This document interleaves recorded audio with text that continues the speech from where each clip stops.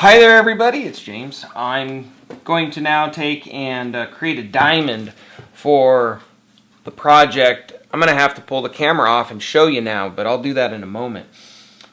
I'm going to make a purple silicon diamond. 2 triangles. I put some wax paper. Well, first I put the background of these. Got this photo book here. Very old photo book. Pretty cool to see, actually. But I had a few pages that were not being used in this old photo book. And I take my photos from that. And I like to try to use antique stuff even in just the process, whether it's going to stay or not.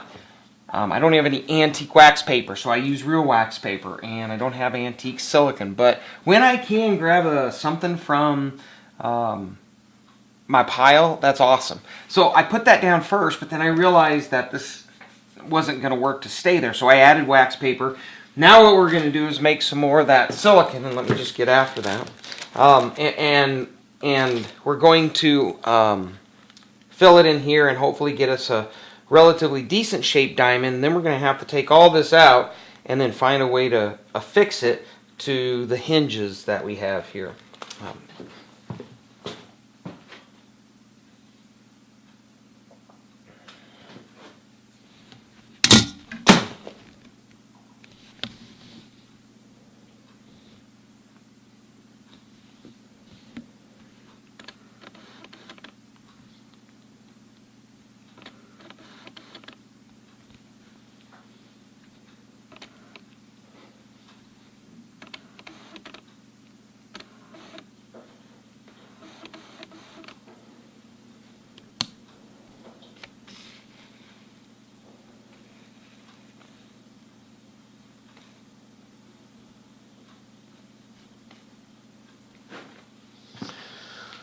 Okay, so my head will be out of the picture here so that you can see what's going on.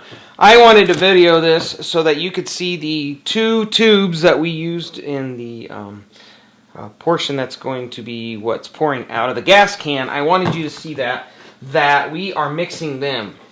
Bam! Why do I care about that? Because I could have just bought a tube of purple and filled it, but that would not be conducive to the truth. So we are telling a story of 2 colors that mix together.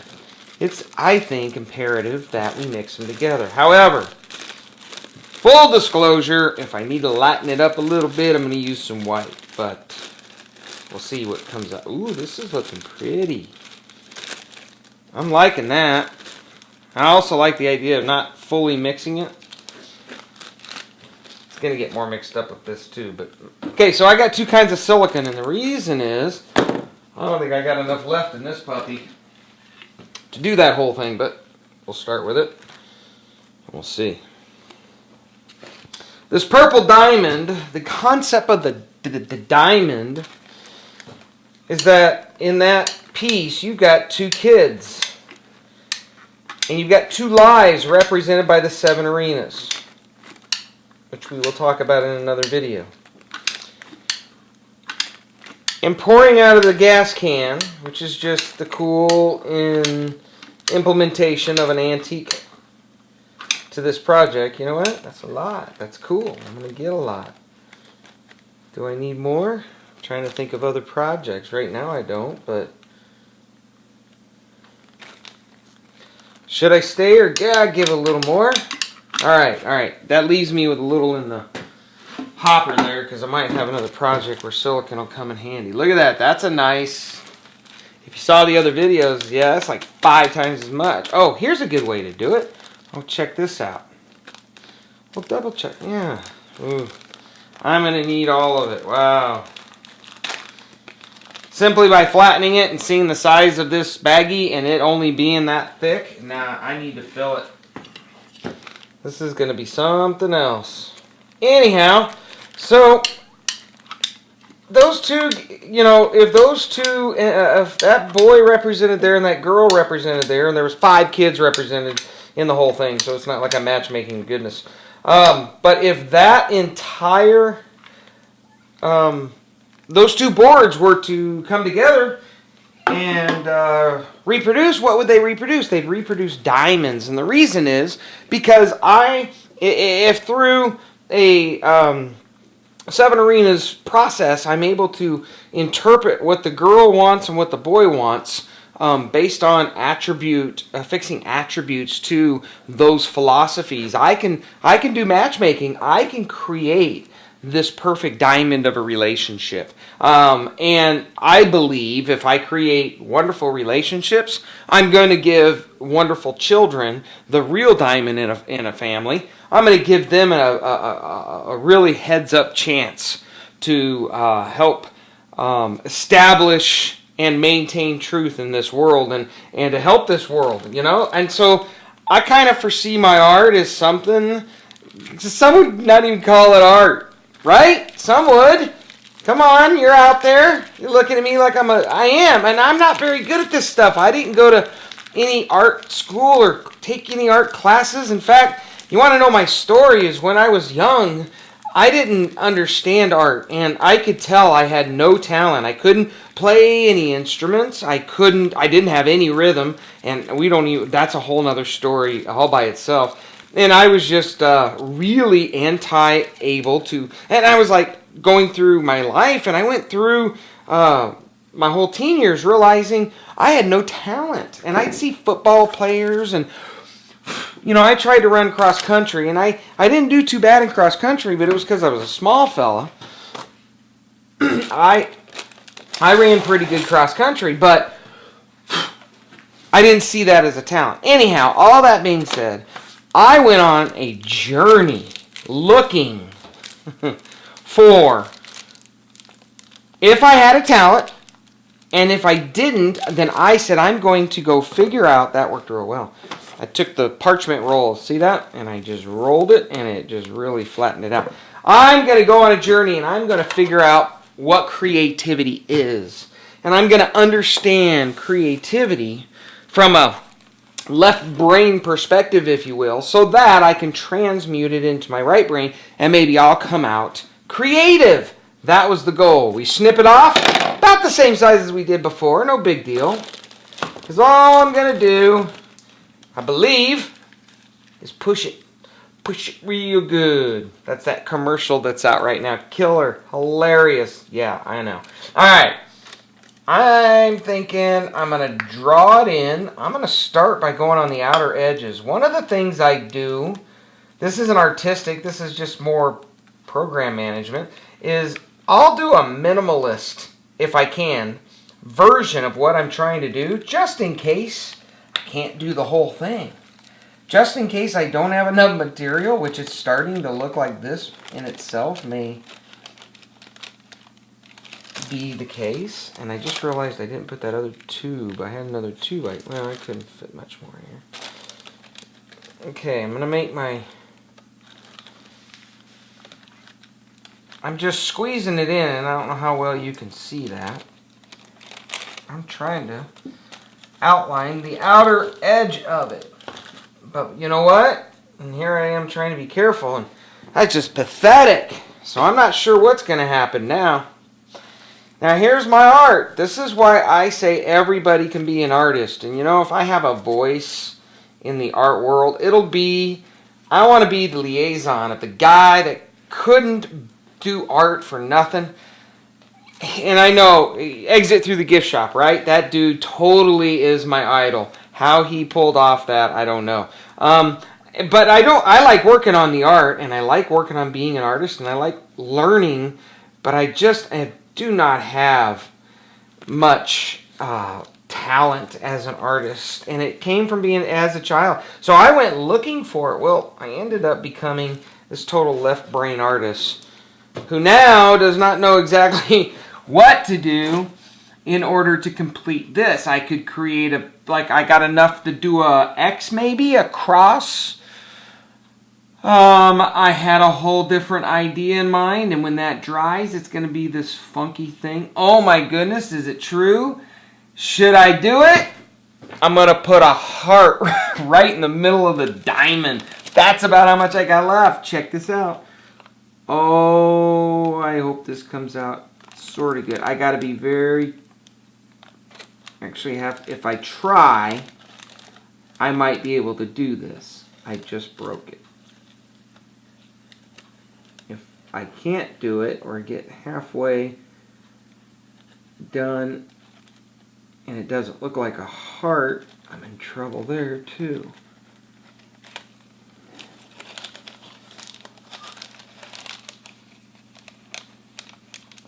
Okay, this looks like child's play.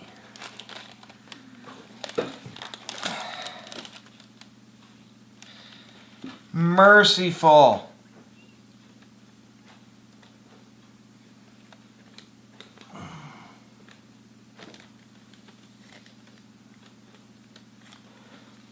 Horrendous.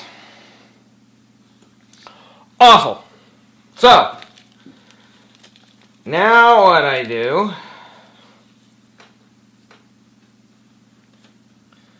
now here's the whole thing. You can't be afraid to try.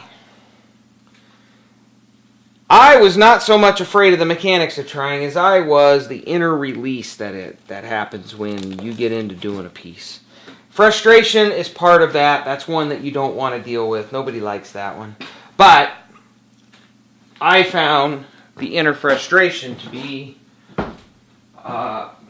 minimal compared to when the emotions would start flowing as a result of playing with paint and color and all the lines, and when I could see what was going on, but I couldn't handle it emotionally. Oh, that was very, very much uncomfortable.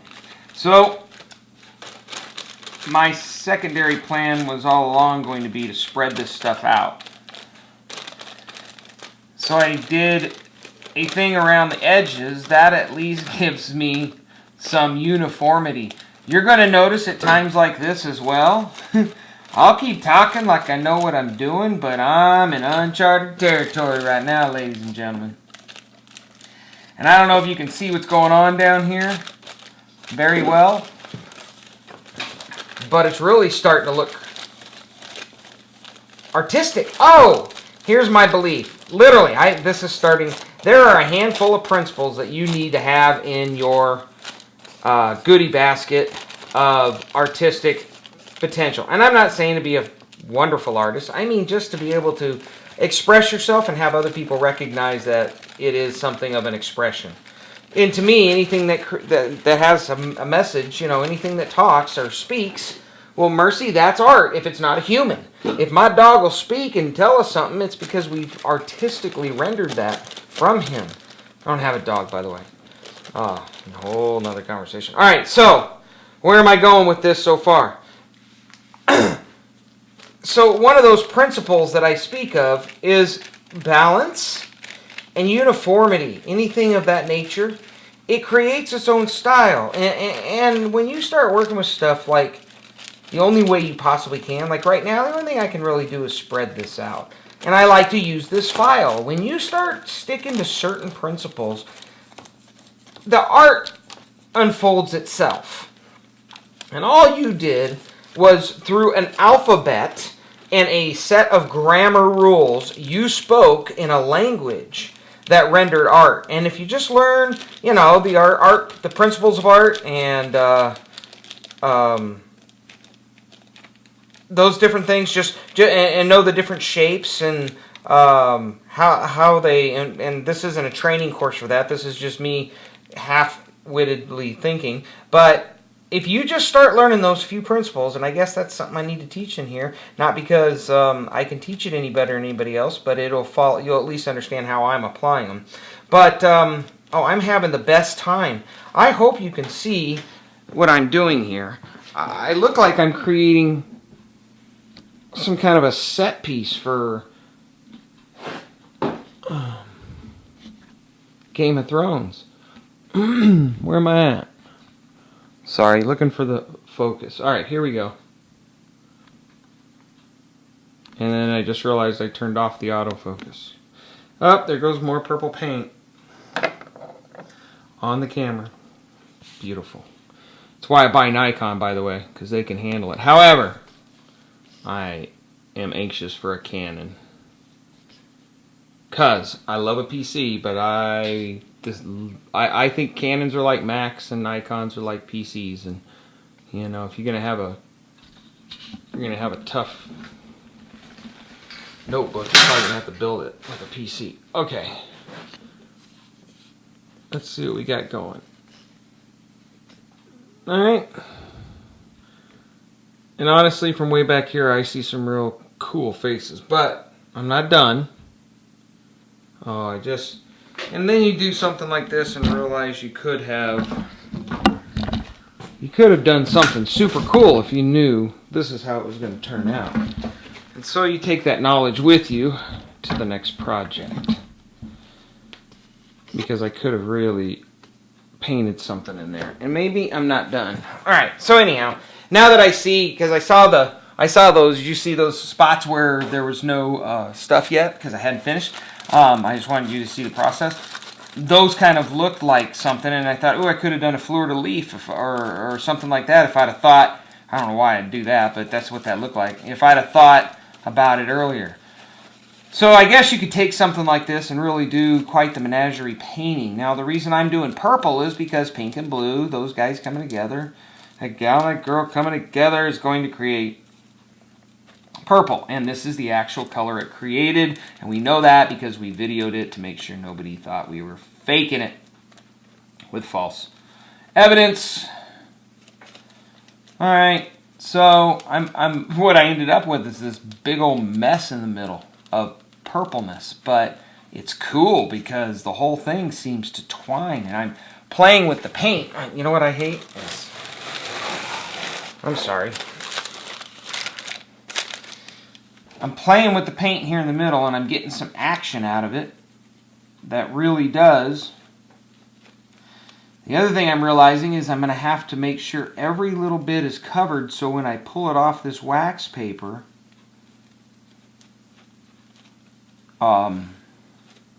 it's starting to thicken up to where I can almost not even...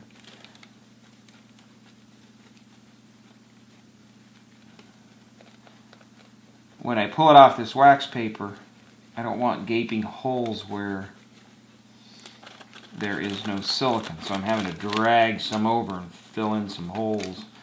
I want the whole thing to be flat.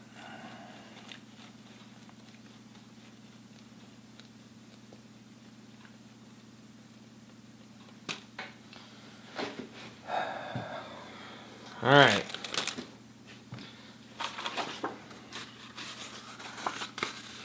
Just a piece of that cardboard, and that didn't work. It's amazing the stuff you learn as you learn, right? All right, so let's try this. I just want to make sure that we're experiencing a true diamond shape up along the edges. I think it's there. Okay, so now I have this massive goop in the middle. I'm going to rinse my file real quick.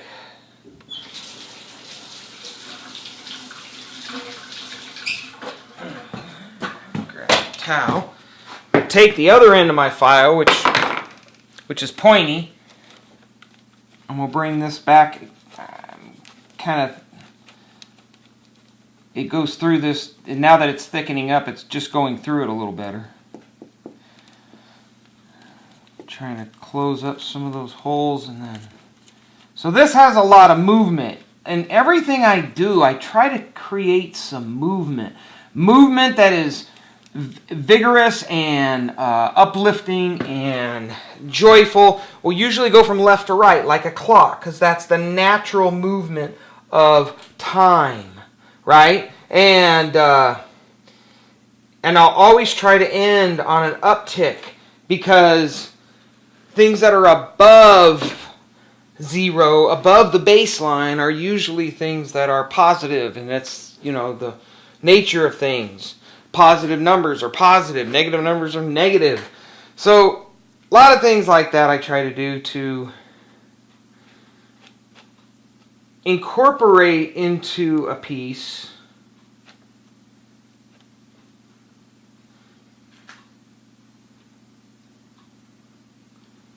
a bit of joy. Wow. So anyhow, I just did a cool thing. You'll have to check it out in one of the close-ups. And by putting things in motion, you give your piece a little bit of energy. It's like giving it gas. And it's giving it a direction. And you want to look at your entire artwork and ask, what's the beginning, what's the end? Or better, as I try to do, if I start here, which way do I go? Because I want people to start at different points of the piece. And I want them to be able to get back to a fundamental truth every single time. This piece is going to have to stay here and dry for a good 24 hours before we can consider it gone. I really like what I did there, but I think it's kind of creepy looking. So I'm going to play with this just one. Oh, that was a cool idea. That was very cool. That was very cool. Oh, that looks 10 times prettier. What I did was I had this thing swirled up, and then I took that swirl and just brought it down, and now I've got this nice tapered waterfall. There's a lot going on there. That kind of looks like a flower blowing in the wind. I see a squid. I see a sun. I see all this different stuff. Man, you don't know how badly I want to add like color to that background right there. I may have to do this again. Anyhow, with that, we're going to let that dry, and that was just, you'll see what we do with that, and that was just what we did. It's all about just telling the story, okay? And I'll tell you what, the ideas and the solutions to various methodologies that you want to tell the story with will come to you. You will learn them. You'll go to the hardware store and ask a guy, hey, I'm looking for some sticky stuff that I can put in the bottom of a piece of wax paper, and he'll start telling you all about silicone or silicon, or he'll start telling you about some rubber that they use on the tools or whatever, and before you know it, the knowledge will come to you and the pieces will come to you, and you'll start putting it together. And when that resonates with you, it's beautiful. It's beautiful, and beauty comes out of it. I couldn't create that beauty. I didn't create that beauty. That beauty just came through me. That's all. That's all. And then what I'm going to do is I'm going to assemble it with that beauty over there that came through those kids. And we're going to take all of that beauty and we're going to give it to you and put it in front of you and see if it speaks to you along the same lines that it came to us from. And if so, then you'll be able to interact with that same place in the sixth sense, but through your own channel. That's the beauty of perspective. Hope you enjoy it.